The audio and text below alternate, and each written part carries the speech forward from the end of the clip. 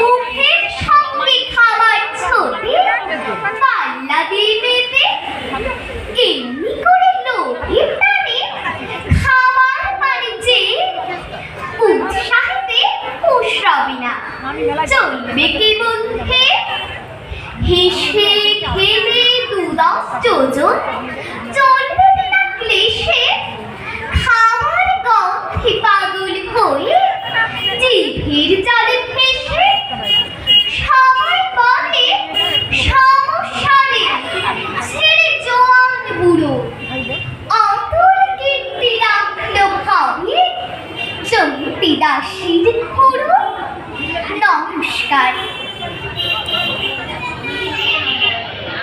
স্নিগ্ধা দাস অধিকারী মঞ্চে আসবে। আপনার কি প্রতিযোগিতা